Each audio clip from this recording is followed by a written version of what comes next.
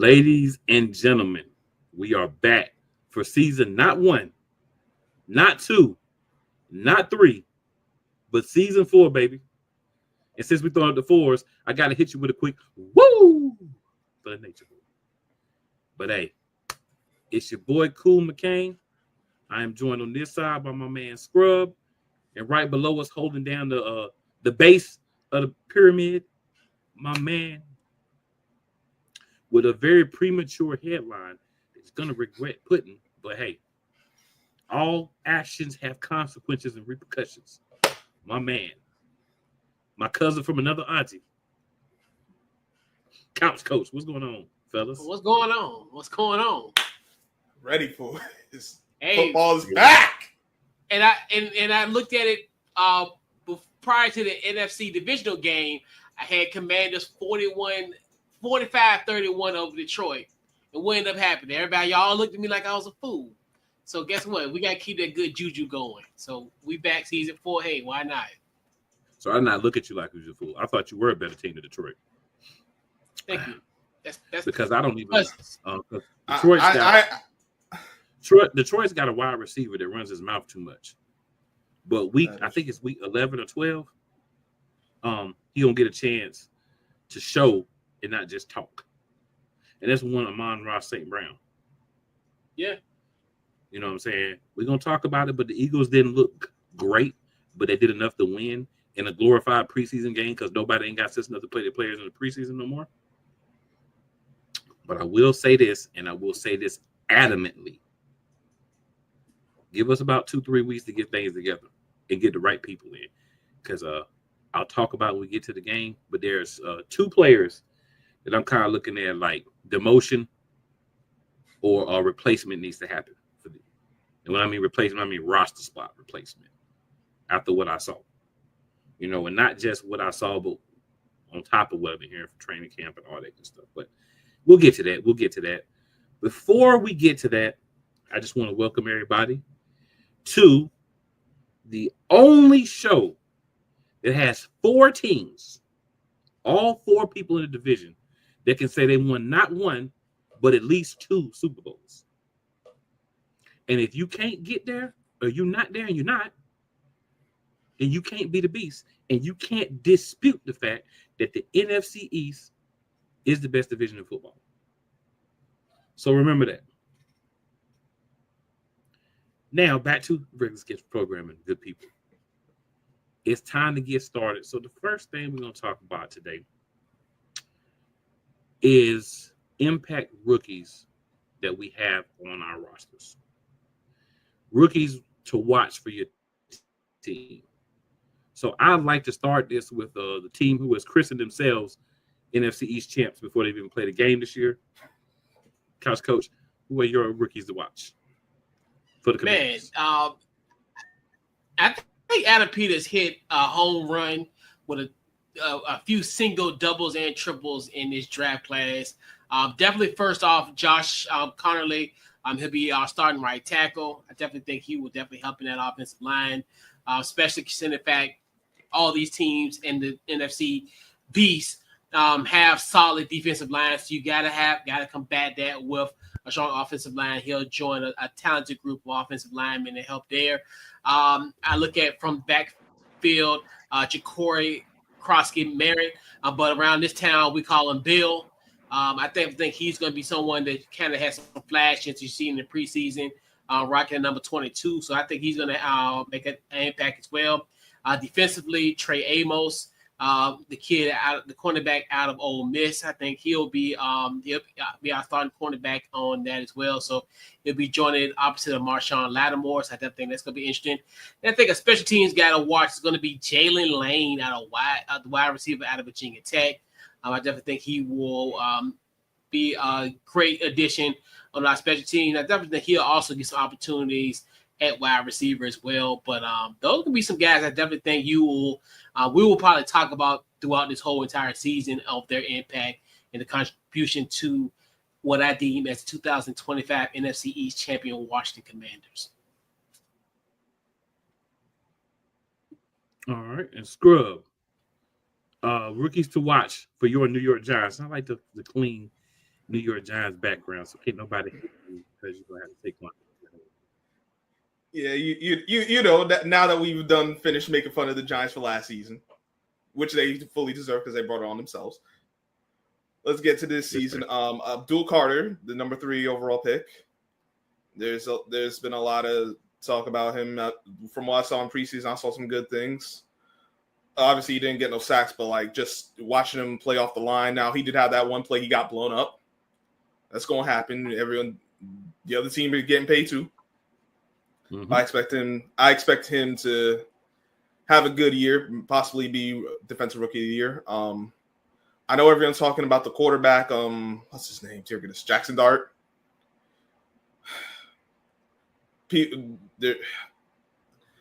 I don't anticipate him getting in until late in the season, if at all, barring injury, because obviously injury can jack up any plans. But I think the Giants will be a much more competitive team overall, so Jackson Dart wouldn't get in until after Thanksgiving. But if he does get in, we'll see how he holds up. He played well in preseason, but preseason and regular season, 2 different things. Beyond that, Cam Scatterbo at running back. I know there's a lot of talk about him. He's been banged up, though, so I don't know how soon he's going to make an impact, but we're going to hear his name quite a bit before the season ends. Beyond that, there's the 3rd-round pick, Darius Alexander. He has a bit of an issue as far as getting off the line. I think that's something that can be addressed, but I don't expect him to get off to a fast start. Probably more like mid-season to late season, he'll start really making plays, is my anticipation. And Thomas Fidone, the 7th-round tight end, he's probably not going to get a lot of snaps because he's still got Theo Johnson and Daniel Bellinger. But I think within the season you'll see some flashes and you'll be like, okay, the Giants might have something with him. So as far as the rookies, and undrafted rookie free agent who did make the team, Bo Collins. I'll give you. I think he might end up being the number 2 receiver by season's end. Okay. I love Slayton, but he's a number 3. Wanda Robinson, he a good slot receiver, but he kind of in that number 3 range too. I think Bo Collins will end up being the number 2 when it's all said and done. Okay. So yeah, for the Eagles, man, really the true impact rookies are going to be on the defensive side of the ball, but one rookie to watch on offense is one of the backup wide receivers, Darius Cooper, a undrafted free agent from a small school, came in and made some things happen. Didn't get a lot of looks or notices in the season opener, but he's a guy that will get time because we only are carrying 5 receivers. So that's definitely a guy, the only guy I would say to watch young player-wise on the offense. Now, defense, the crown jewel is our middle linebacker, Jahad Campbell, who should be starting alongside Zach Bond moving forward. They both played really well in the opener. He was a defensive force and should continue to be. And then 4 guys who will be depth pieces right now, but depending on how guys play and how the season goes, they could be moving into other roles. So Ty Robinson, our 4th-round pick, is our backup nose tackle, which is important because Jordan Davis had to play a lot of snaps in our last game. But Ty Robinson also came in, did spell him some, and played fairly well in those snaps. Another linebacker, Smael Mondon Jr., our 5th-round pick. Well, one of our 5th-round picks. He will play a key role because the way we play, we like to, sub guys in, sub guys out because we like to be aggressive. Also, a strong safety, Andrew Makuba, a guy that I feel our 2nd-round pick, a guy I feel that may supplant Sidney Brown and be our starter at strong safety. Any week now. Any week now, to be honest. And then our backup nickel, Mac Williams, another one of our 5th-round picks. These are all names that you'll hear that'll be impactful players. They may not have the same level of impact because, again, starting means you're going to get the lion's share of the snaps. But when a starter's out, if you got a guy behind him that can come in, learn, and still play well, that's a very important piece on a team that has aspirations to attempt to repeat, and to have so many young guys that you have to have on defense means, guys left or guys retired for whatever reason. So we need these guys to step up and get in shape really fast in order for Philadelphia to get where, they want to be. So, gentlemen, I appreciate you guys kind of sharing some of that knowledge with the people about rookies that are going to be impactful for your teams. We'll move on to the next thing. And this can include your rookies, or does it include non-rookies? This is, up to you. Your best off-season additions. For my purposes, I focused on guys that we got either as undrafted guys or as free agents that we signed. But if you want to include a rookie in there that you feel really strong about or two, hey, it's your world. Scrub, we'll start with you, sir. I'll get right to it. Russell Wilson. Wilson. In fact, not like he's going to show more on the field as well. There was one other guy, even Jameis Winston too. Now Jameis is going to be more locker room, but these two guys, the energy they brought to this team, like I've heard, or like I've been keeping an eye on the Giants information and all that. They said the building the energy is way different. But it feels like, all right, we got something here.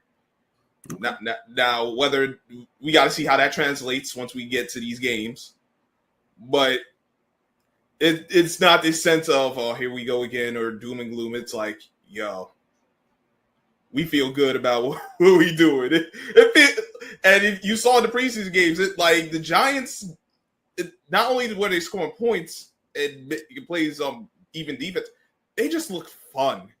It was just fun to watch. It felt good to be a Giants fan again.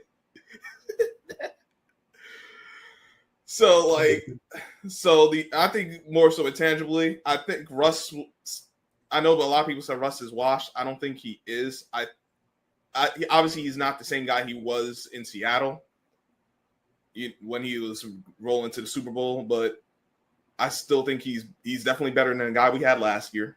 The guys we had last year, because all of them played and we saw how well or not well they did. So I think that's going to prove to be the best addition to this team. Couch, what you got for us, sir? Yeah, before I get started, I'll definitely huge shout out to Russell Wilson, the 2-time Richmond Times-Dispatch Player of the Year, I might add. So definitely huge shout out to Russ. I think the biggest one is probably going to be Laramie Tunstall. To show up that left tackle's spot for this Commander team, like I talked about it with the Josh Tarnley selection, first round draft pick. You got to compact those guys on the opposite end on them fierce defensive lines that all our NFC East foes have. So you look at that. Deebo Samuel will definitely be an integral part of our offense. He will be like that Swiss Army knife. He definitely. I seen like kind of that potential in that that Monday Night Football game against Cincinnati, where they had him in an RPO situation. They had that jet sweep, so I definitely think that's going to be something that we can watch for in that one. Almost similar to kind of like you to Scroll, what you talking about as far as our locker room presence. I think the guy that we have on our team in a sense is going to be like a Von Miller. I look at Von Miller as, I know people are going to look at him like, oh yeah, he's washed. But I still think he had a little bit left in the tank too. I think a guy who actually will have a locker room presence that's well liked around and also going to have a huge impact is Javon Kinlaw. You look at what he can bring, suppression inside, especially lose to a guy like a Jonathan Allen. So I definitely think he will be someone that will not necessarily, he will be like a replacement where I think they will have eerily similar type of production and impact. I definitely think those are like the key acquisitions. And that's the thing I liked about this team where, like we talked about even last year, where these aren't what you would call quote unquote sexy, like as far as additions. They're just right. They're just closet fits. They're just like we said, need versus want. I want a PlayStation 5, but I need a winter coat. So I got a winter coat instead of a PlayStation 5. And I think that's what these moves are, in my personal opinion. I like that that analogy. I like that analogy. for the Eagles, I'll try to keep away from guys that I already mentioned, right, from the draft picks, because it's just redundancy. I think, trying to think who. The problem with the Eagles in this question is a lot of the guys are guys that we've already had, right? It's not a lot of guys that we've already had, but there are some. I'm going to say John Mechie is going to be an interesting and big pickup for us as the season goes on. Not a lot from him week one, not a lot from A.J. Brown week one. Receivers will have their weeks where they'll be the guy that gets the most targets from Jalen Hurts. But you also got to remember, until he gets hurt, because he always does, Dallas Goedert is a really good pass catcher. So while he's healthy, he's going to eat up some of the targets. You're going to have, depending on who's open between Brown and Devontae Smith, they're going to get, a decent amount of catches. And other guys is just going to be kind of, being in the right place at the right time. But I think Mechie adds a familiarity, a guy that can come in and play the slot, right or left wide receiver, right? Any one of those positions and be successful. Hasn't been what you expected him to be in the league, but, he was sick. Had some injury as well. So he's had some things that kind of have affected his ability. But I think once he gets where he wants to be, that's gonna work out well. This is kind of cheating, I think. But Fred Johnson, who was a big part of our Super Bowl team, actually left, and it was traded back to us from Jacksonville. So I will consider him a new addition. I think he'll be big. He knows the team. He understands what we want to do. He has camaraderie with the line. So if he needs to get in for Mailata, or, if you want to flip him and put him in, if something were to happen like Delane Johnson, you can do that, right? So I think that'll be another good addition for us on the offensive side of the ball. Can't say Kenyon Green. That would be the opposite of a good addition, in my opinion. That whole situation just ticks me off, but that's a whole other story for another day. I like Byron Young, who we got from Las Vegas Raiders. He's a guy that has come in and is a good depth piece behind Moro Ojomo at defensive end. Azeez Ojulari at outside linebacker has some good plays for us in this game. Another guy that Scrub would know a little bit from the Giants. Josh Uche, another backup. These are guys who are backups, but again, in our defense, your backups are going to play. They're not going to sit on the sidelines. You better be ready because you're going to get in the game as well. I think he's a good depth piece, a veteran, because they're playing behind young guys in Nolan Smith and Jalix Hunt. So even though they're not starting, their veteran knowledge and understanding of the game can help these young guys, improve. So that's another big thing for me picking these guys up. And then the last one is going to be Jahorian Bennett, who we picked up. He started off third string right cornerback behind Quinyon Mitchell. If you're playing behind Quinyon Mitchell, you're basically a backup for sure because he's going to be the starter. There's no doubt about it. But what we saw before the first game was he got flipped to left cornerback behind Adoree Jackson. And we're going to talk about this, but Adoree Jackson played horribly in this game. Adoree Jackson gave himself a C. And I would say that means that he is definitely giving himself a curve. I'm going to get him in, if I'm being nice, a D for his play on Thursday night.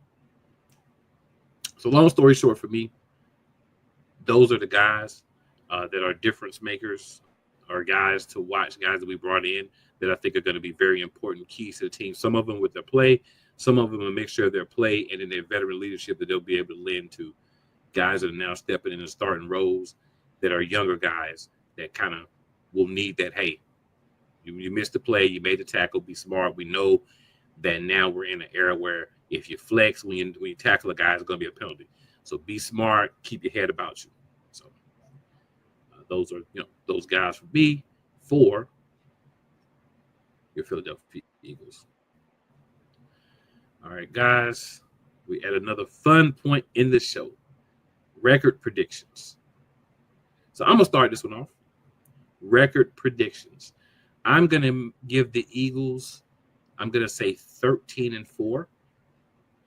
I believe that we'll split with 2 of the 3 teams out of the NFC East, and I think we'll lose 2 non-divisional games. It's hard for me to pick where, but I feel like we always have a couple of games that we are going to lose. So I'd say we're going to go 13-4. If we go 14-3, I'm happy. If we go 12-5, I'm still okay. But I'm kind of the middle of where I think we're going to be. So I'm going to go 13-4 for the Philadelphia Eagles. I don't think another team in the East is going to win 13 games. So I have us, of course, repeating as NFC East champions for the first time since we last did it back in 2004. So just history repeating itself with the Eagles. Now, again, I am assuming, just for the record, that the deficiencies I saw in the opening game will correct themselves by either players being replaced or coming much more ready to play their position. On a certain side of the field, I'm going to say the left, at safety and corner. So, preface it by that. We'll end with the team that clearly thinks they're going to win the division. The Scrub, what do you have for you guys' record prediction for this year? Record prediction. Giants are going to win more games than they did last year. That's a cop-out. No, I'm going to give you. No, I'm not done. No, I'm just messing with you. Like, listen, because if they only come up with 3 wins again, we going to have problems. Well, right. Guys going to get replaced easily. I got them. I'm fighting between 7 and 8 wins. F it, I'll go with 8 wins. I'll be a little because I think the quality of quarterback play is going to be better, which alone is going to help other aspects of the team, particularly the defense. The defense wasn't terrible. Honestly, the defense wasn't really terrible last year. Yeah, they had issues stopping the run, but a lot of those issues really showed up because the offense started falling apart. Once Andrew Thomas went down, and of course we know Daniel Jones is Daniel Jones. So there's only so much he's going to give you. I think having Russell Wilson raises the floor.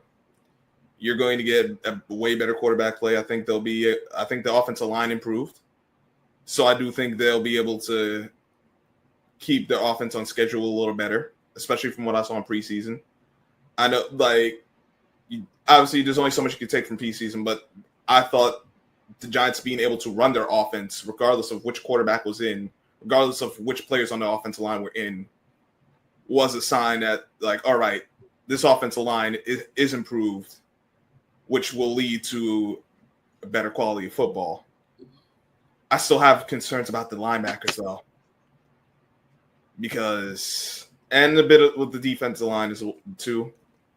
I think run is against the run is going to be a little weak. Heck, even against the pass, I don't love the linebackers. I think we'll get some more turnovers. We'll probably end up losing some games that we're like that. We'll play a lot closer games, so I think we'll probably be around 500. But I think just the overall quality of play will lend to at least 4 more wins. I think they get to 8 wins, and at the very least, you could say they were a respectable competitive team and not the laughingstock they were last season. Fortunately, 8 wins ain't going to get to the playoffs, but we're just trying to be better than where we were last year. I mean, improvement's always a step-by-step process, unless you're the Commanders. They just went from, you know what I'm saying, they got the right pieces in, and they kind of shot up pretty fast. Coach, what you got for us?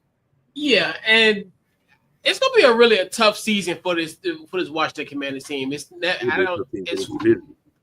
Yeah, I mean, you think of how the schedule lends itself.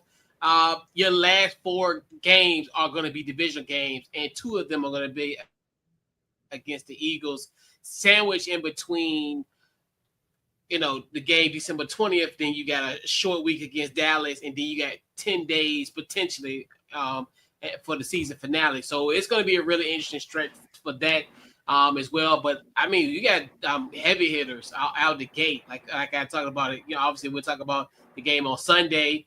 Then short week you go to Green Bay. Yeah, it's a lot. This is gonna be a tough schedule. I definitely think that the Commanders will pull out and win the NFC East with 11-6 record. I definitely think that Week 18 matchup against the Eagles will be kind of one of those where it's going to be for the division. It's going to be a dogfight, and that's one thing about this team. I don't necessarily like. Even though last year we were 12-5, I think this is one of those things. This year, I think it will be legitimate because a lot of people say, "Well, you didn't play against the great quarterbacks. You didn't you didn't do this." And a lot of people talk about last year. You played the last place schedule, and I think at the end of the day, if this team get double-digit wins, you can. This is gonna be a team and a situation that's gonna be battle tested.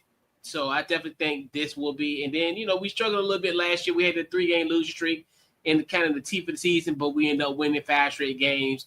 I can see them kind of having some lows in the beginning in certain sections of the season. I definitely think they'll be able to overcome them and have an 11-6 record, and pretty much prove everybody wrong that this is just a fluke. This is a flash in the pan, but more than just a flavor of the month.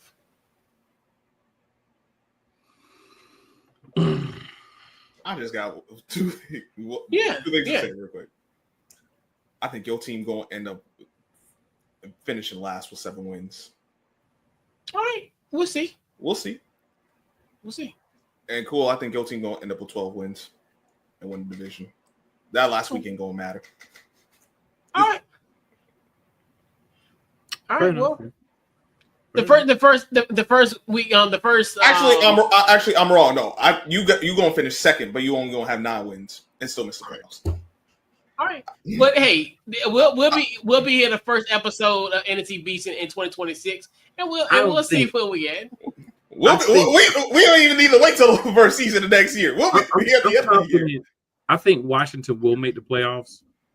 I could see them winning, 10, 11 games. I think they'll make the playoffs. I do have us winning the division, but I do think that they'll make the playoffs. The team that you're discussing win-wise right now, I think would be the team that a representative is not here for tonight, and that would be the Dallas Cowboys. I think that's the one that's going to be right there with you guys, somewhere between 7 and 9 wins, and maybe miss the playoffs due to tiebreakers and different things. Yeah, I was mixing it up. I forgot I had Dallas finishing last. But I only got one team making the playoffs, and that's a division winner. And I don't think it's going to be Washington. All right, yeah. But that's why we play the game, right? That's why I play the game, because no one think we was going to be 12-5 last year. That happens. Hey.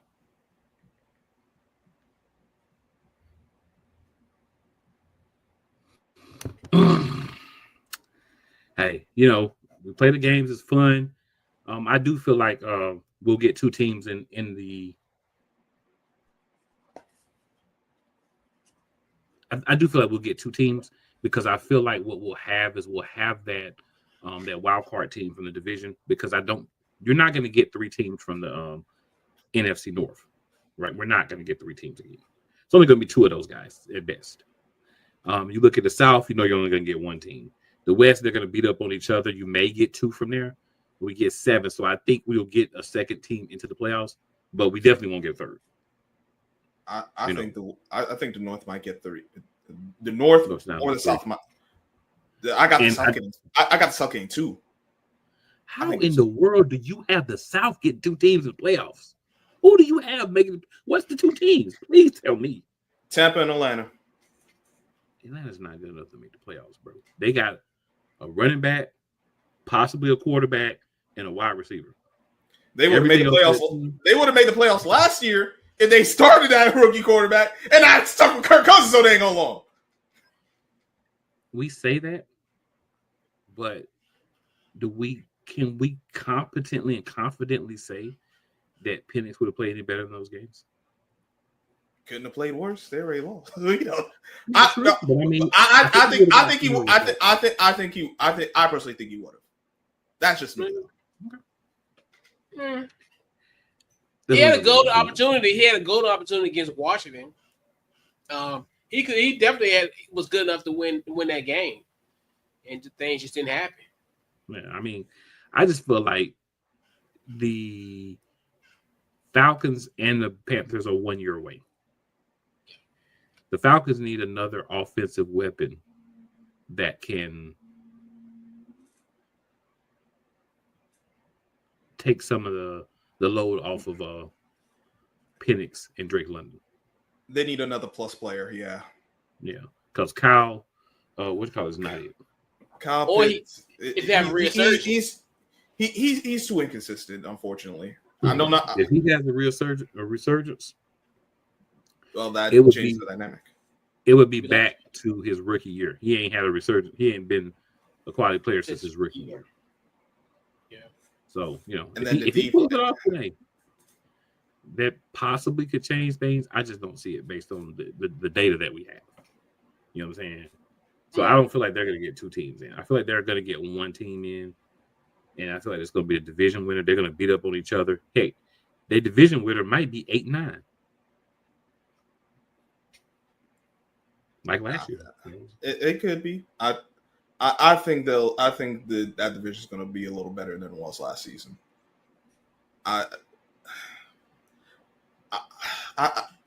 Washington is a concern because while y'all won a lot of close games, and I've seen teams that win close games 1 year and then the next year just ain't there. Minnesota Vikings. Minnesota Vikings, the New York Giants, like yeah. Mm-hmm. And the thing is, the deficiencies y'all had last year that ended up showing up in the playoff and against the Eagles, which is why I was concerned about y'all to begin with, which is why I didn't think y'all would make the playoffs. Y'all overcame it, but I don't. Maybe the offensive line, although y'all lost Sam Cosmi, we'll get more into that. Get through game review, but the defense, I know y'all got some players. I still ain't got. They're gonna have to show me because as things stand right now, a lot of those guys, outside of Kinlaw and like a lot of those additions are improving. Yeah, but I mean, I think it's a better defense than it was last year. No, it needs to be, for sure. And I think it will be. And you know, and like you said, the situation that really happened in Philly, it was the turnovers. Like I said, that was the issue. Like we talked about it, and to close out the year, it was like we took two steps forward, and then took and fell down the flight of stairs.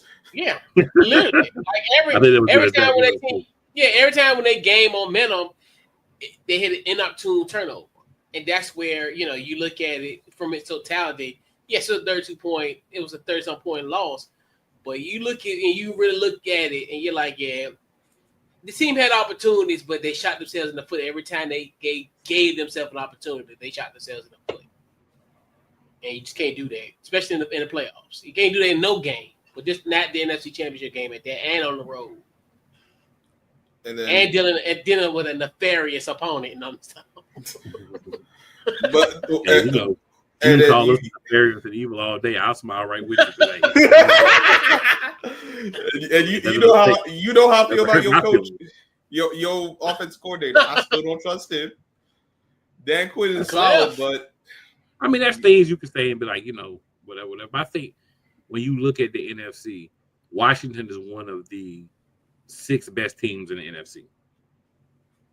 And I think if you're one of the top 6 teams, you should get in because you may be 7th, but you should get in because the only problem you're going to have is somebody from that janky South, which in my opinion is still the worst division in football, is going to have to make the playoffs. No, as bad as the NFC South is, the AFC South worse than that. Is it really though? Is it really? Because you got to think about this. The Texans are going to be better because now we're through the sophomore slump that most quarterbacks have. So they're through that now. They've got their receivers back for the most part. So now you're going to get a better C.J. Stroud who now has the chance to respond to those guys who had a year of film and tried to take away the things that he didn't do well. So that team's going to be better. Jacksonville has an easy schedule. I don't think they'll make the playoffs, but I think they're at least a team that'll be in the hunt.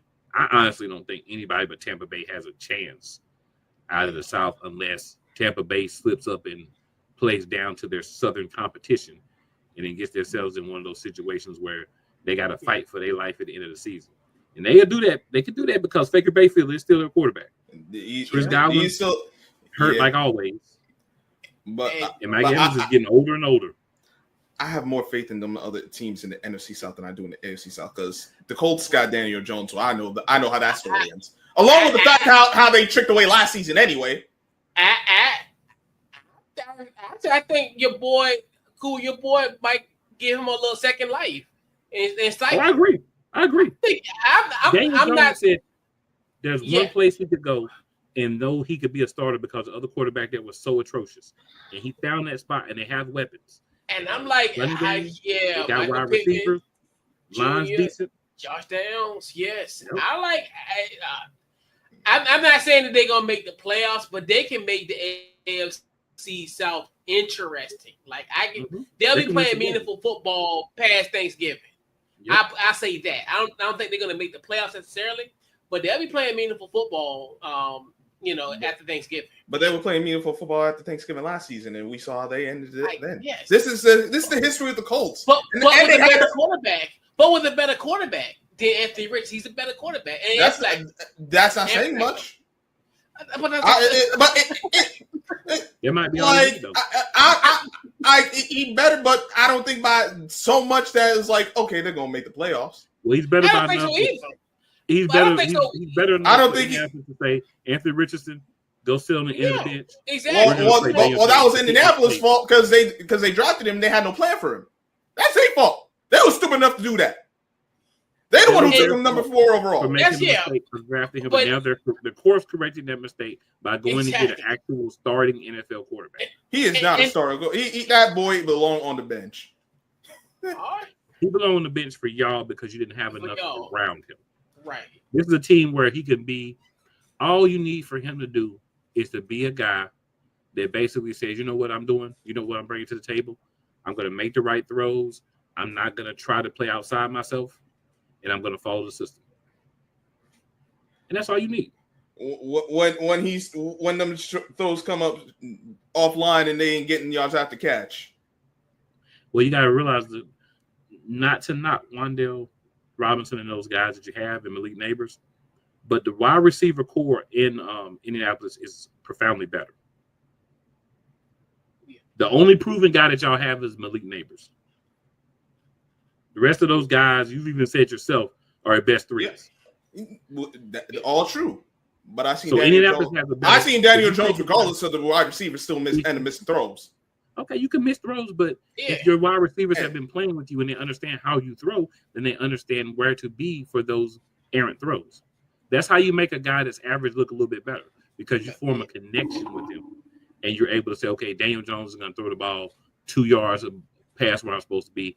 He's going to throw it low when it's supposed to be high. He's going to throw it high when it's supposed to be low. I know these things, so I know how to adjust where I'm expecting the ball and where I want to receive the ball based on how my quarterback throws it. That's what good receivers would do to make you look better. You didn't have a guy on your team last year that could do that. All right. You didn't have a guy on your team. Watch when Daniel Jones let the Colts down, and we're gonna revisit this conversation. I mean, how is he letting them down? It's not like we're saying they're gonna make the playoffs. They ain't playing no meaningful football after things. And they done, dog. Okay. You don't have bias because of how you look on your team, bereft of offensive talent to help him. That's cool. And this is and I think it's just a year where they're just gonna. In other words, they're gonna cut their losses now, especially with the Irsay daughters. I think they're gonna cut ties with Chris Ballard as well too. And I think this is gonna be kind of that year. Yeah, this is like a transition year, right? Transition year. So, but I still think he plays well. You know, he might. This is good. Yeah, it'd be a good audition for him for his next team, or he could be the bridge to whoever they draft in 2026. They can get a quarterback in 2026, regardless. I think even if they are maybe like the martial art turn into a walk for Arch after this. But He's 2027. He coming out at the crib in DC in 2027. So in 2027, he'll be the belle of the ball in the draft in DC. Yeah, Arch got some work to do. Yeah, he'll be there in 2027 in DC. Well, all this to say, we gonna get 2 teams out the South in the NFC. We getting awesome. we getting 3 teams out the North again. Possibly, yeah. Like, look, I mean, I've been wrong before. I ain't gonna run if I'm wrong. I'll just be like, yo, I was wrong. So be it. But yeah. I think I think a lot of people are down on something on Minnesota and Detroit for.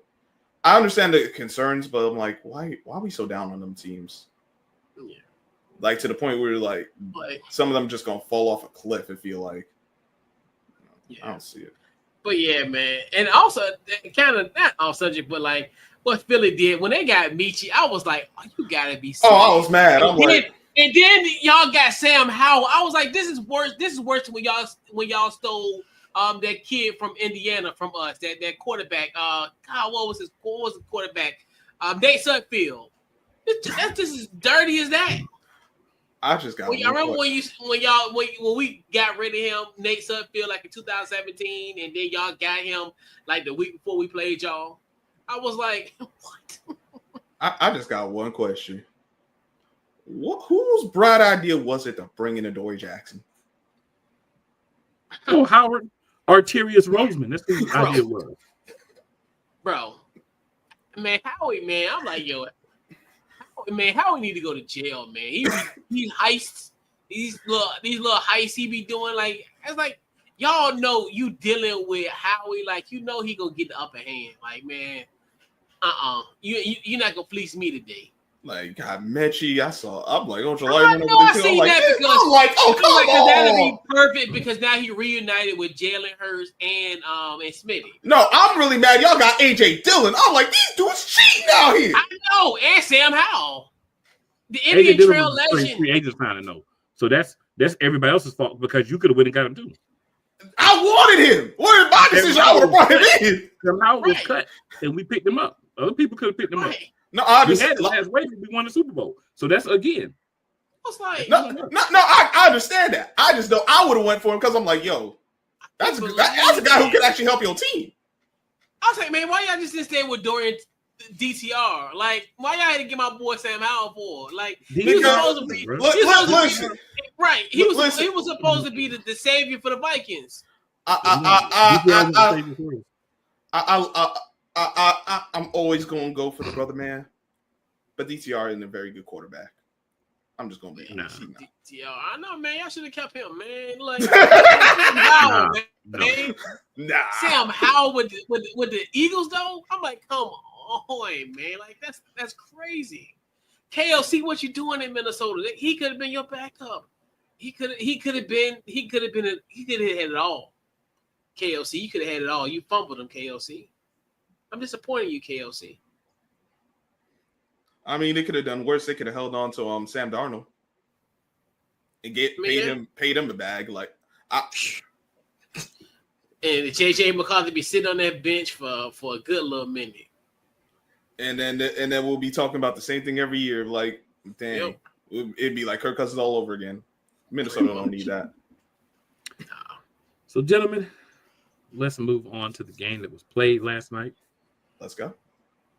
Philadelphia Eagles, 24-20 win over the Dallas Cowboys. All I'm going to say about the game, guys, all I want to say about the game is simply this. Adoree Jackson,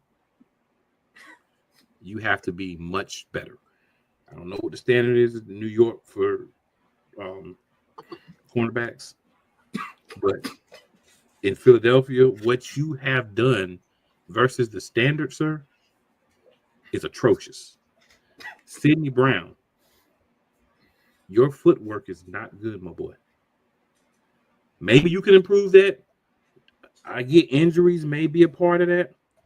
But at the end of the day, when it's all said and done, you got to play better than that. Makuba looked way better than you out there. And if we're going off of performance, both of y'all gonna be sitting on the bench watching Bennett and Makuba play y'all's positions unless y'all do better. Jalen Carter, and I'm gonna ask y'all's opinion on that where y'all go. You don't spin on people, bro. Now, Rain Dakota Prescott started with you, but he understood that he could start with you and get you upset enough to make a bad decision, which you did. You didn't play a snap in the game. We lost our fullback, the first player of the game on special teams, Ben Van Summeren. Then we turned around and lost our best defensive tackle and arguably our best player on the team that and on defense because you couldn't keep your composure and just knock him out when you get a chance to sack him. So I have to give a kudos to Jordan Davis and the rest of the defensive line rotation because y'all had to play a lot more snaps, especially Jordan Davis, than you wanted to because you didn't have Carter there. And I think with that happening at the spur of the moment, they played really well. Gave up some plays, but again, most everything was on that side that had Sidney Brown and Adoree Jackson. Dallas had opportunities to win.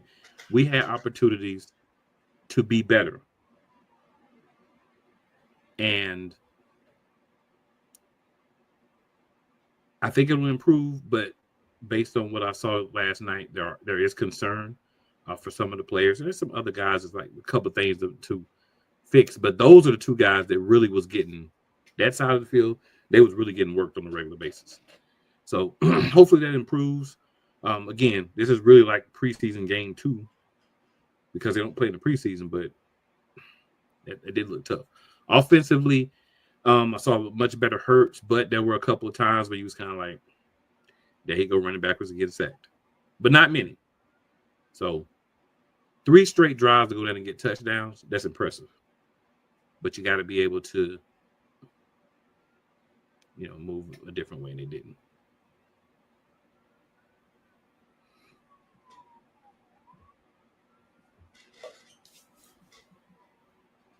That's it? You good? That's it. That's all I got to say. All right. I'll go. Well, I'll start with Jalen Carter and Dak Prescott. That was a situation that it shouldn't have happened from either guy. Jalen Carter, you do have to understand one thing. They already was talking about you coming into the league as a guy with character issues. You didn't do yourself no favors with this. I'm with you, cool. He should have just got back at him during the game. Just if he let the ball go, maybe even take a necessary a roughing the passer if need be. Just remember what you did. It's gonna be all night. But yeah, that was just a bad situation from both guys. I also think Dallas, the guys on Dak's teammates, they should have stepped in as soon as that happened. They didn't. And that kind of tells me all I need to know about Dallas.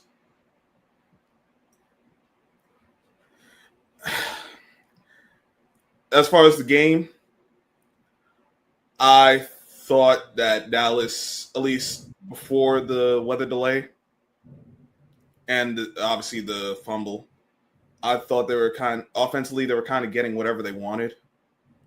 It felt like they were moving the ball easier than you guys were. You guys were moving the ball. Y'all got touchdowns, but it felt like I was watching a team that was just rolling versus a team that was all right, we're doing this in spite of our struggles. CD missed that catch on the third down, which then they had to kick a field goal. And I was like, yo, CD. And we talked about this many times with CD. That was one of 3 drops he had. And each time more crucial than the previous one, which is exactly why he's not a number 1 receiver. I don't care what anyone tries to tell me. I know what a number 1 receiver looked like. He ain't it. I just want to say, I think that CD is a great number 1 receiver for the Dallas Cowboys. I also think Jerry Jones is a fantastic owner. Great job for both of you. And I hope that you both have many, many more years of, having your positions with the Cowboys and, executing things the way that you are, which is fantastic. As a Giants fan, I agree. I will definitely say that.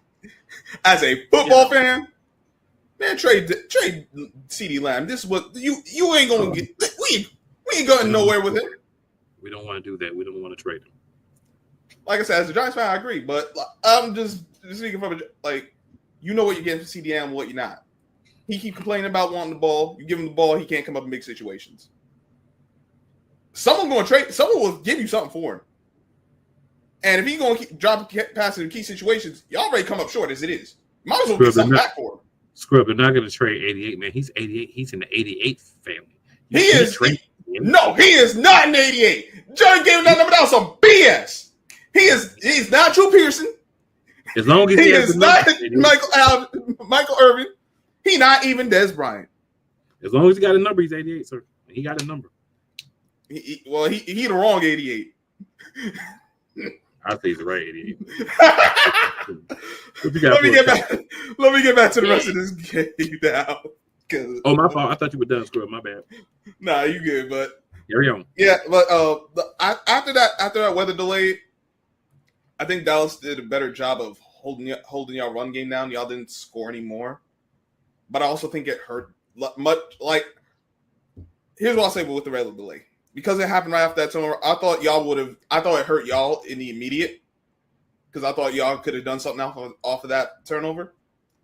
But it hurt Dallas throughout the rest of the game. Because defensively, it worked out for them. Sure, you can say that. But offensively, I think their rhythm they had, that just, it went up in smoke. It was a struggle the rest of the way. There are some good things they did. I think DeJounte Williams, he did a good job. I think they finally have a viable running back on the team now. I don't love that. Once again, the receivers, they got two number 2 receivers because George Pickens is number 2 as well, and we know he could be an issue as far as being his complaints about getting the ball as well. The offensive line, it's solid, but one game.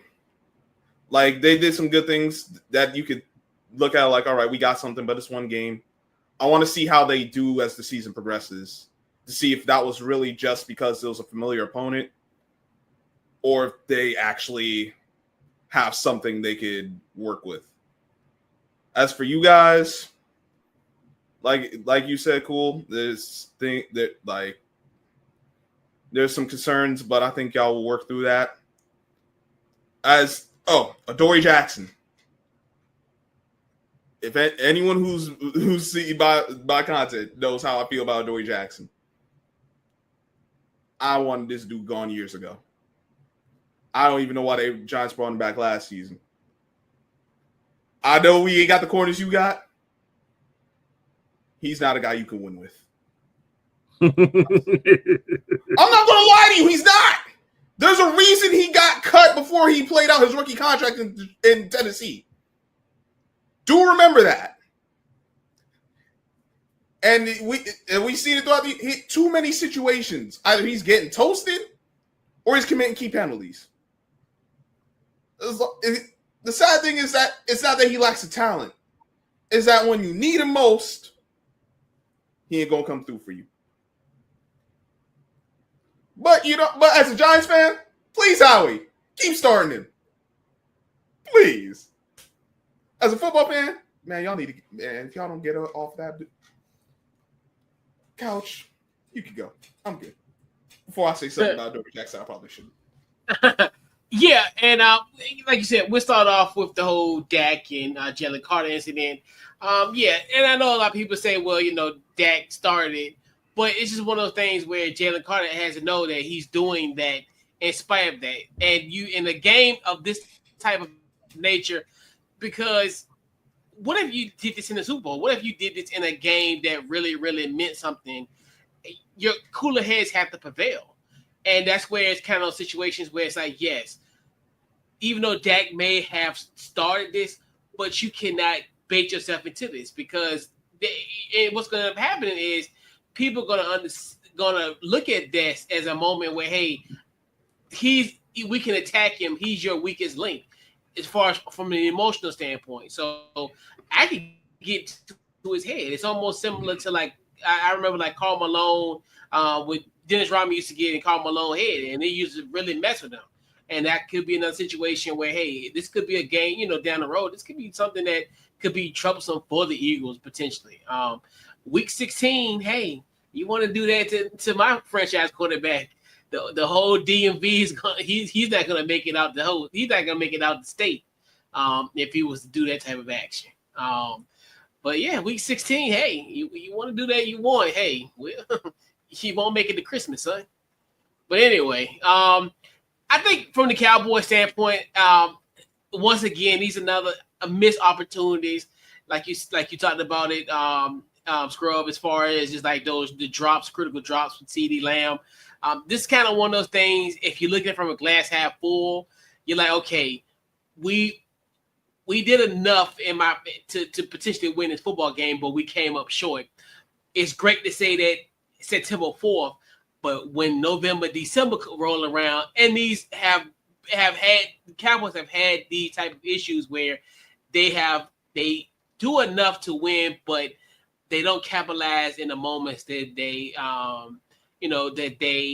they need to. So I think that's where, if you look at it from the standpoint, yeah, that can rear its ugly head like it's done in these past years. I mean, you look at especially this Cowboys, not even dating back to years, but just even in these last few years, hell, this decade, these 5-year-long decade, where you look at it, where they've had opportunities.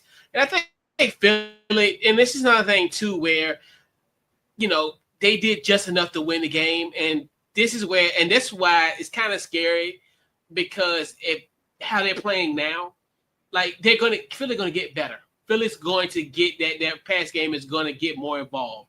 I know, because everybody's freaking out. Well, AJ Brown wasn't the factor. It happens in games, but I guarantee you he's going to be a factor down the road in several of these games.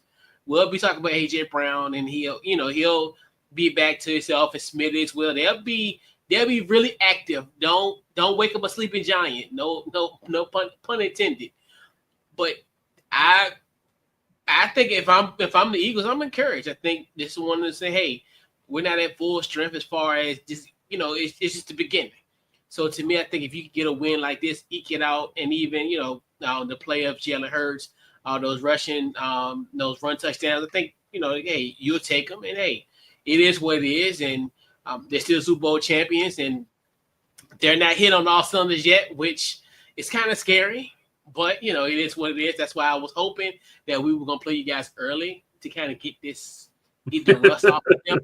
But obviously, you ain't spit, man. You ain't spit. Let's just give it a bug. This is the perfect time that you want to play somebody like a team like the Eagles, where, hey, that's true. They're not at full strength. Like, it's just not, hey. We still are competitors. We here to play the game. We here to win the game. So definitely shout out to Herb Edwards, an Eagle legend. But yeah, I think at the end of the day, yeah, you look at just from the standpoint of like to kind of sum it up, Cowboys missed opportunities, Eagles not at full strength, and I think it could be scary for the NFL going forward potentially. Fair enough. So, gentlemen, I'm gonna do this. You guys have a matchup on Sunday, so I'm gonna allow you guys the opportunity right here on NFC Beast to state your beliefs on what's gonna happen with your game, and y'all don't need me. Oh man. Oh wow! That's double crazy. Screen, huh? Double screen, huh? All right, let's see. Actually, the Giants gonna win this game. I think we've been good with. I ain't checked today's practice report, but coming out of training camp, everyone's healthy. Everyone's good except Andrew Thomas. I don't think he's gonna play this game because he's still coming back from his surgery. He practiced Wednesday, didn't practice Thursday. I think they'll hold him out until he's actually ready because you don't want to bring him back only for him to tweak something and then he's out even longer. So it means it'll be James Hudson most likely. I think he'll hold up. I like the matchup of our defensive line versus our offensive line. Dexter Lawrence, Brian Burns, Kayvon Thibodeau. Biggest thing is, at least on that end, can the Giants stop the run? We don't stop the run, we're not winning. There's no two ways about that. But I got confidence we will stop the run, which means we are going to win. And we're going to take back our rightful place as the owners of Northwest Stadium.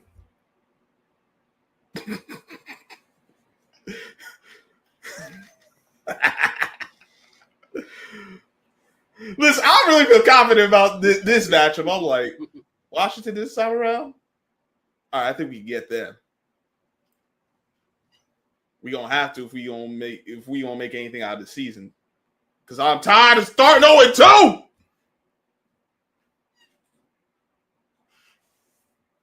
And then we actually have a quarterback. Like, I know the previous quarterback had success against this team specifically,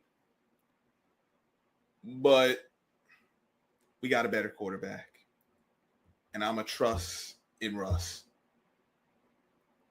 Now, if he let me down, I might end up cussing him out, but we'll see how that goes.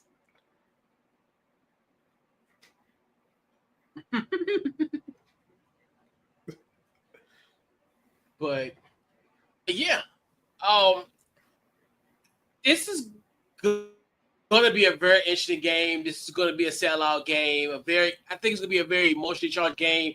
Shout out to Asset Tanner Moss. He'll be inducted in the Ring of Fame at Northwest. So obviously the energy is going to be there. Yeah. So the energy and the vibe is going to be there.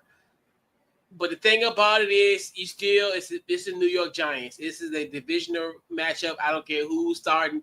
Hell, it could even be Tommy DeVito. Tommy DeVito has won at Northwest Stadium before, even though he's now in New England. But it just goes to show you, regardless of who they've had at quarterback, they have always given us some problems. And now you bring in, like you said, you have the quarterback in Russell Wilson, the two-time Richard China Splash Player of the Year. He came into Northwest last year and beat us by a point as a Pittsburgh Steeler. I look at that, and like we talked about, this game is going to be one in the trenches. Who's going to win that game in the trenches? And I think that's where, I've been prefacing it since the schedule came out in May. Oh, well, we got the Giants. No, this is a team that it's a 1 o'clock game. You're going to have to pack your lunch, and you probably have to pack 2 lunches because both of these teams possess great play in the trenches. And I think whoever win those individual matches on the trenches is going to bode well. Like we talked about the Giants, they're not slouch. Their defensive line is by far probably one of the best defensive lines from a front standpoint in the league. I think people fail to realize that as well too. So, and then I also look at offensively, like we talked about Russell Wilson. I think Tyrone Tracy now your feature back. He's someone that can go off. So, Malik Neighbors as well. I definitely think he'll be someone that'll be key in this game because he almost pretty much torched us in our home opener last year. He went off. That was to me, it was his coming out party. And it's going to be a tough battle. I definitely think the Commanders will pull it out. I don't necessarily think we're going to have what do we have, like 7 field goals to win that game? 7 field goals, no offensive touchdown. Yeah, but you didn't punt either. Right. So I think we're gonna at least score. You didn't punt either. And then obviously because y'all kicker got hurt, right? Because y'all kicker got hurt. On the opening kickoff. That hurt us. Why was he able to win too? Yep, he ended up getting hurt. Yeah, because right. So,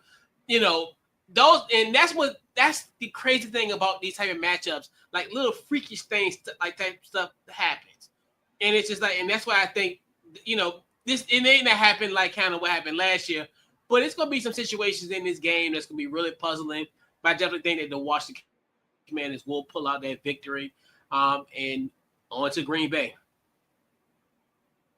It's going to be a close game. It like you said, the offense, the margins, the details, these individual matchups. How will be? Yep. Like I feel good about Malik Neighbors, but who's covering him? Is it going to be Marshawn Lattimore? Are they going to use the other guy and then have help over the top? Because if it's Marshawn Lattimore, Marshawn Lattimore, he can cover. We know that, but he does get banged up, and I think Malik Neighbors' skill set kind of favors Malik a little more than if he was playing a bigger receiver. So it might be the second corner and the safety over top, which means, all right, who else is going to show up? Can Wan'Dale Robinson make a difference in this game? Can you get something from Slayton or even Hyatt on a big play? What about inside the middle of the field? Like we know Bobby Wagner's he's getting older, but he still understands how to play the game of football.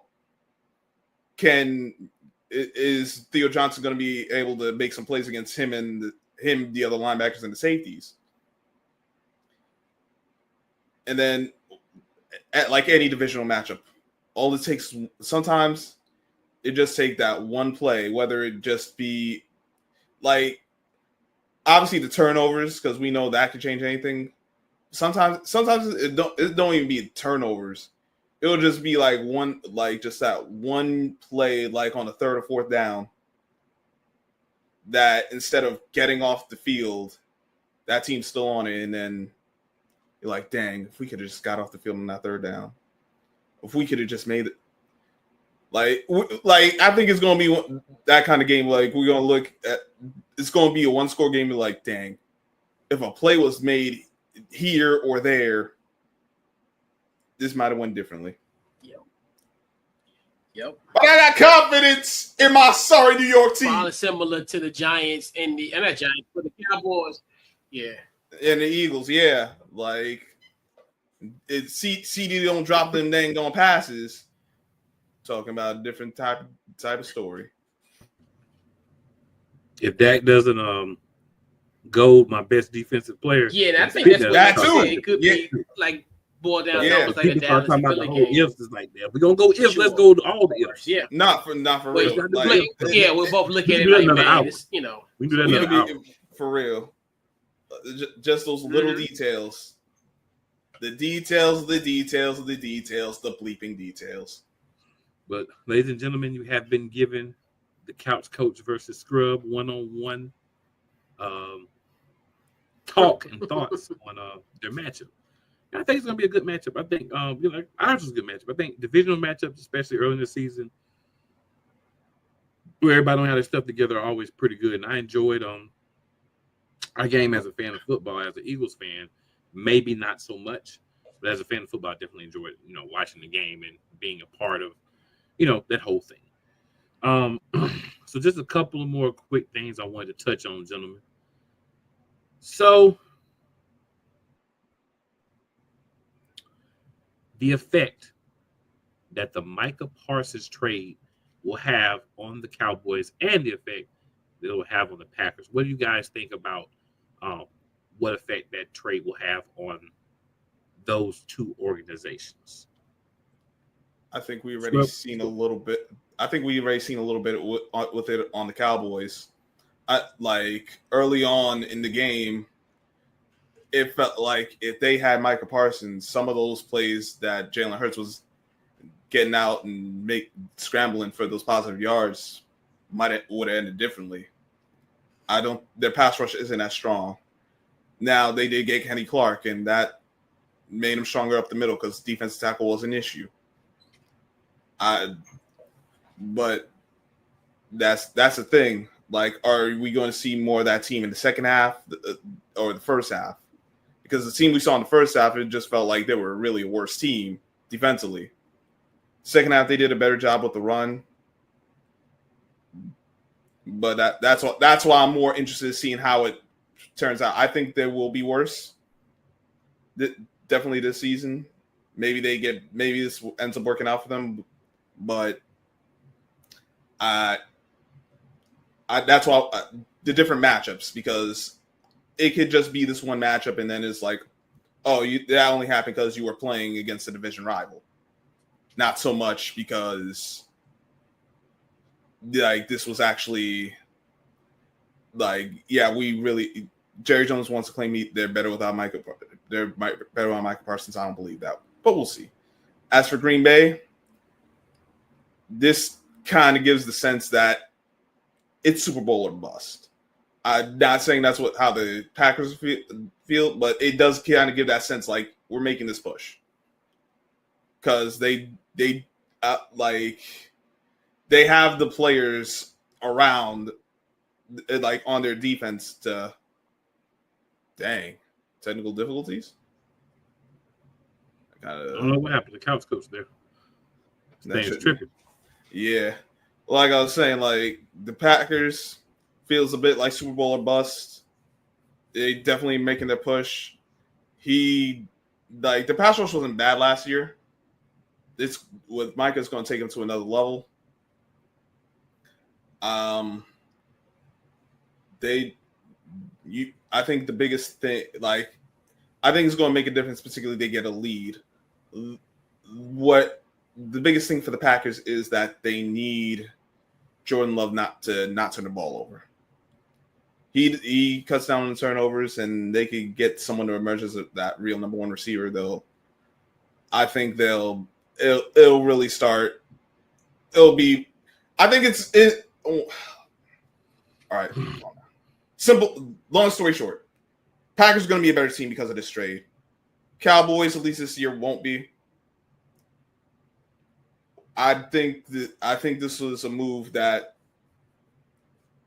I'm not going to say it's Reggie White because, first of all, I don't think Micah Parsons is that level. And two, it's way too early to tell if it really is that kind of move. But I do think this is a trade that Green Bay will be better for. And the Cowboys, I had to miss some playoffs anyway, even before this trade. So I really ain't got no faith in them after now.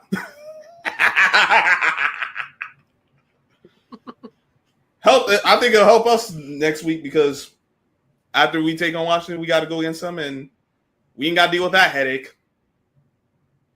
So I'll take it. But you do have to play Green Bay this year, though. Whole division does. Yeah. We'll worry about it. Yeah. Well, I ain't got to deal with them twice a year. Barring a playoff matchup, it won't be that twice a year. So I'll take it. That's an actual fact. That is a fact. Couch, you want to go or you want to finish up? I go. I think for the Dallas Cowboys, yes, you get rid of Micah as far as from the salary cap standpoint. But my biggest issue with this, they should have did this earlier. They should have did this before the draft, where at least, hey, I could at least have an asset playing or starting for this football team currently.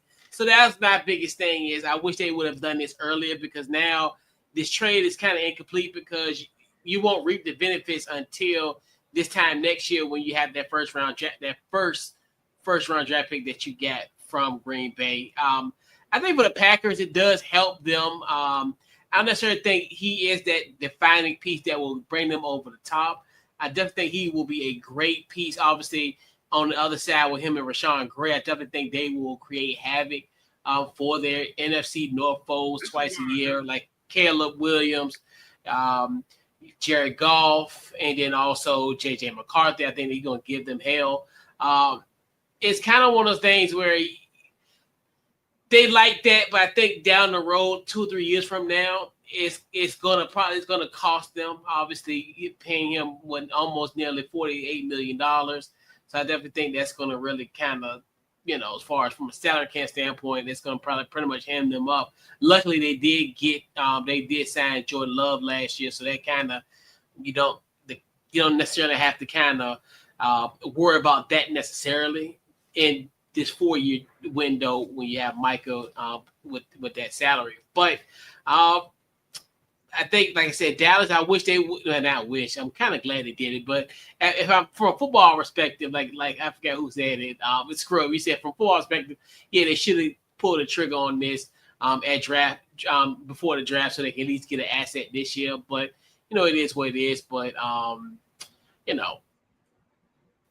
Dallas is being Dallas, and I mean, hey, they were willing to pay him $48 million, and hey, Micah got his money, and that's what you got to do: get your money.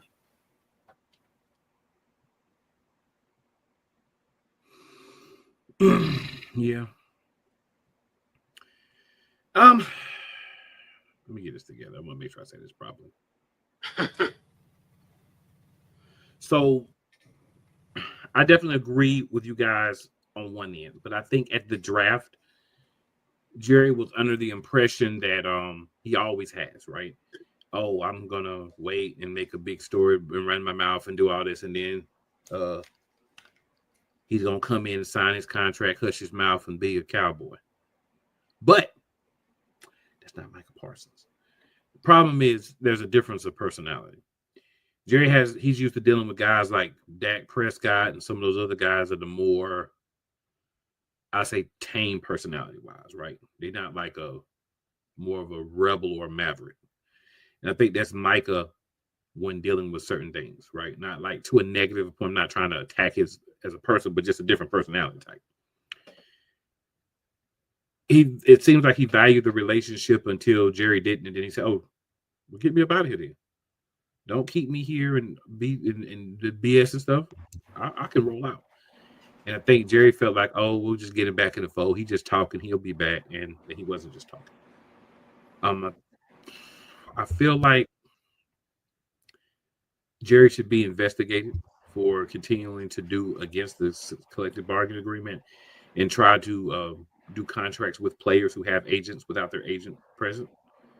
If you want to discuss terms for a contract, because what Micah Parsons said, which I have no reason to doubt, is that they had a performance call and Jerry turned that a performance meeting, let me say, and Jerry turned that into contract negotiations. So he didn't go into that, say, okay, we're going to talk about my contract. He went in thinking they were just having like a performance meeting, talking about, different things about the team and where he fit and stuff. And it turned into something different. I think Jerry has a track record of this, and this time it backfired. He likes to be the center of attention, and now you're the center of attention for the wrong reason. But this is what you wanted. When you play with fire, sir, sooner or later you're going to get burnt. You got burnt with Micah Parsons.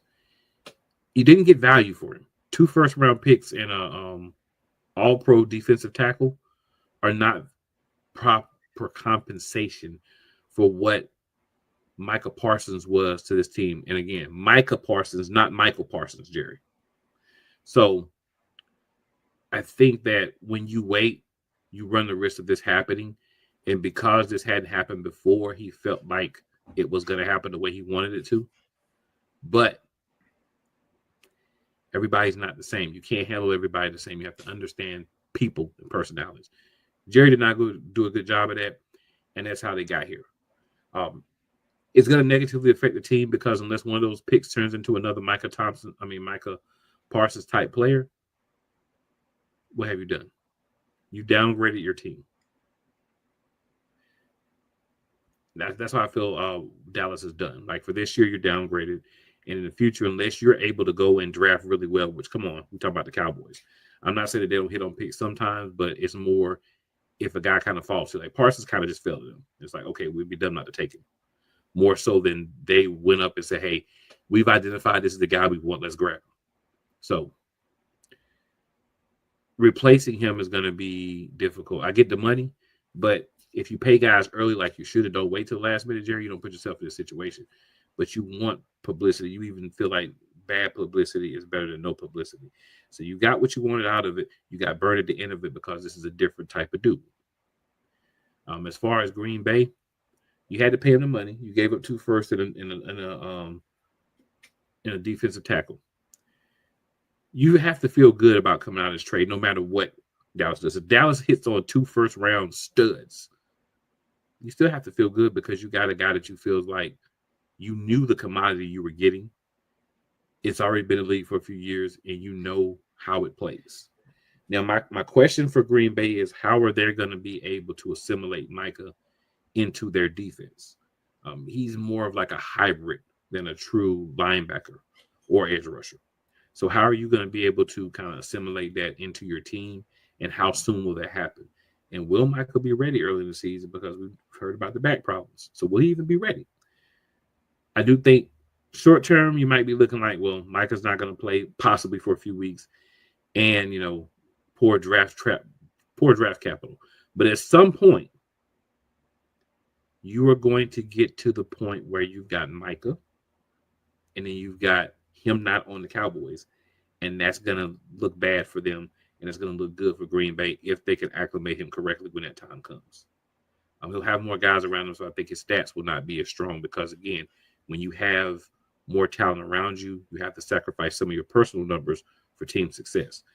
But like everybody else in Dallas, he hasn't had success, so perhaps the success is more important to him than his individual stats, especially since he's already got the payday. So I think it'll work out fine in the long term. I'm just curious as to how long it'll take to acclimate him and maybe update the way that they play slightly to help him be better. To that point, one of my guys I was talking to the other day, he made that point. Like, he's going to Green Bay, that defensive coordinator is going to use him more off ball than just strictly on ball, because Micah Parsons is he's not defensive end, and we know what happens against him. We know what happens to him in the run game. You want him if you want him in on run plays, you want him in space where he could actually utilize his talents. I want him off the ball. Like, if he can play Mike linebacker, I'm not saying like he got to call the defense, but like if he could understand how the mic work, dog, it's gonna be over, man. But I think this coordinator will have more off ball, so now you'll just start having him all over the place as opposed to just one spot or just either end. And we'll see once he's healthy, of course, we'll see a better Micah Parsons in Green Bay than we did in Dallas. Any last words, Couch Coach? No. All right. Any last words, Scrub? Yeah, the Giants will not start 0-2. In fact, we're going to start 2-0. All right. Well, the Eagles definitely won't start 0-2. We definitely know that. No matter what happens, the Eagles can't start 0-2. They definitely can. I think it's going to be a great season for the NFC East. I think we'll see, all jokes aside, a better version of the Giants than we've seen the last couple of years. I think Dallas is going to be about what we thought they were. I think us and Washington are going to be the teams that are going to be the standard bearers for the next couple of years because we have young ascending quarterbacks in place. I think Hurts is about at that point where he's about to enter the prime, maybe a year away, but somewhere around there. I think Jaden Daniels, a couple of years of learning. And keep in mind, Hurts ain't that much older than Jaden Daniels. So they're going to be here together for a good minute, right? It's not like, Hurts going to be retiring in 5 years and Jaden Daniels playing 10 more years. There's not a large age gap between. So these two gentlemen will be, going up against each other, I feel, for at least the next decade. And I think that'll be fun to watch. That'll be good for the division, and it'll be good for the rivalry between the two teams. Because, people can say what they want, but we all have rivalry between each other. The Giants are a rival to the Eagles. The Commanders are a rival to the Eagles, and as are the Cowboys a rival for all three of us and each other. That's kind of how it goes. It's a division. It's a division of beasts. Again, as I began the show, I'll end the show by saying this is the only division that has all four teams that have won, not one, but 2 Super Bowls at least. And understand this. The rest of y'all hadn't even won one for all 4 teams. So you're not even close to where we've gotten. If you can be better than that, then you can be better than the Beast. But until you can do that, acknowledge us. We are the ones. And please make sure you share this out to all of your friends, co-workers, enthusiasts, anybody you know that is interested in either one or all of the NFC East. And as always, guys, remember, it is never where you start. It is always where you finish. We'll be back next week with another tantalizing episode of the NFC Beast. Until then, watch us dominate.